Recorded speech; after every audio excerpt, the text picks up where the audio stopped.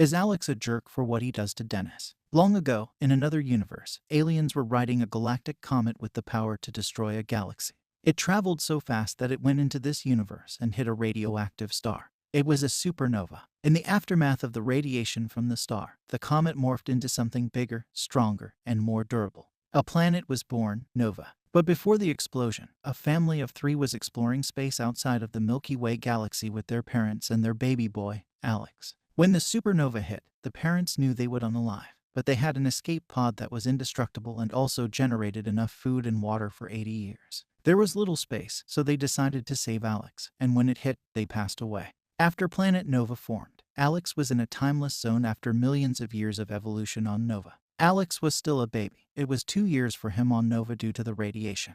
The aliens look like humans, and they all have powers. There are heroes and villains. They are a futuristic planet. Alex eventually floats out of the zone and lands on Nova like a meteor on Earth. He is adopted by his new parents, Dan and Jill. Dan has fire powers. He is also a cop. And Jill has ice powers. She is also a karate master. Alex doesn't have powers, so he is different. And he wants to be a hero. So when he was 14, with his science, tech, and weapon smarts and the help of his 3 friends, Sam, Max, and Alice, who all have electric, plant, and teleportation powers, respectively, Alex made a suit with built-in weapons and power from kinetic energy. Now Alex can be a hero. He is known as Ultra X. Alex has his first mission when criminals are robbing a bank. They knock out the guards with all of their super strength. Then Alex comes in. He learned karate from Jill, and he also learned how to aim from Dan, which he uses with the mini crossbow on his wrist. Hidden in his shoulders are nunchucks and a mace. He has ninja stars, an indestructible metal-spiked baseball bat,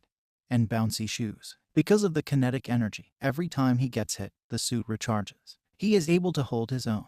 But it's too much until his friends in their own suits come to help all together. They clean the house, and the criminals are in jail. They save the day. The 4 go back to school, where Alex is still annoyed by Dennis, his arch-rival and nemesis since 3rd grade. Dennis's power is to make weapons out of thin air. He hates Alex for not having flowers, so he treats Alex like trash. That is why Alex hates Dennis. In school, Dennis tells Alex about how he needed his loser friends to save him. And without powers, even with his suit, he will never be a hero like Dennis also wants to be. Alex will just be a weakling that will get killed after a few fights. Alex starts to believe Dennis and doubts himself, but then his friends defend him. Dennis calls the 4 wimps and runs off. The others encourage Alex, making him feel better, but that doubt is still in the back of his head. Dennis dons his suit and starts destroying villains, but no one cares about him. All he wants is positive attention. He is the type his parents never gave him before they unalive. He also gets neglected and abused at his orphanage. He is jealous of Alex because he has friends and family. That is why he is a jerk. No one cares about him because everyone loves Ultra X. If Dennis can't be the best hero, he'll be the worst villain. Meanwhile, Max is talking to trees, which is one of his powers. He can talk to all plants since they are all alive, but only Max can hear them. Since trees are connected to the earth, they see everything. They see Dennis planning something bad, but before they can warn Max, Alice teleports to him and grabs him for help with a crime. Dennis meets his only friends Jack, Lily, and Stacy, who have toxic radiation, shockwave, and telekinesis powers, respectively. They were also neglected and abused by the orphanage. He had 4 plans to destroy the city, but first they destroyed the orphanage, unaliving everyone, and then they recruited lots of bad guys to wreak havoc on the city. First graders on a field trip are trapped in a broken bus that has crashed.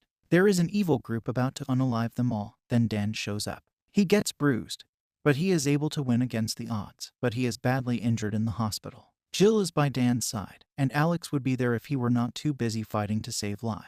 Dennis learns about Dan. Then he wants to unalive his nemesis dad, so he goes to unalive Dan, but first he sends a group to beat up Jill. She holds her own but eventually gets too hurt to fight. A tree tells Max about the plan, and Alex rushes to the hospital to save his dad. But Jack, Lily, and Stacy try to stop him. Alex's friends help. Max fights Jack, Sam fights Lily, and Alice fights Stacy. Jack's radiation unalives all the plants, then he starts hitting Max with toxic radioactive blasts. Seeing all of his plant friends unalive makes Max sad and angry, and it pushes him to stop holding back. He touches the ground and connects to all the plants around the world. They all attack at once, then overpower and knock out Jack. A battle of thunder and lightning between Sam and Lily gets crazy. They destroy each other, but thunder is too powerful, and Sam finds out she can move as fast as 224,000 miles per hour. Sam's speed overpowers the thunder, and she defeats Lily with a fast barrage of attacks. Alice's teleportation is not enough for Stacy. She keeps hitting, but Stacy will not stay down.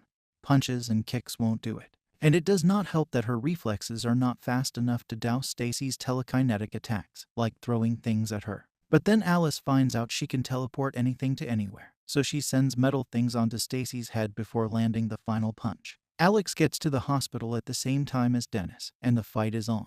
They destroy each other. They are equally skilled. Dennis keeps pulling out weapon after weapon. It is too much for Alex to handle. Dennis breaks the nunchucks with a hammer and melts the mace with a blowtorch, then crushes the wrist crossbow. Before Alex passed away, he unleashes his trump card, where his suit CPU fights for him. It wrecks Dennis with karate and the baseball bat. Before Dennis gets the jump on Alex with a sword to the stomach, with Alex impaled and on the floor, Dennis plans to unalive Dan and Jill with a chainsaw. While Alex is on the floor, he sees the discarded sword and blowtorch. He heats up the sword until it's glowing hot. When Dennis is about to finish, Dan and Jill Alex charge at him with the hot sword. Dennis is impaled, and they go through the window. The heat is making Dennis's blood boil, so he is in pain. Before they hit the cement, Max makes a tree for them to tumble through to cushion the blow so they can survive.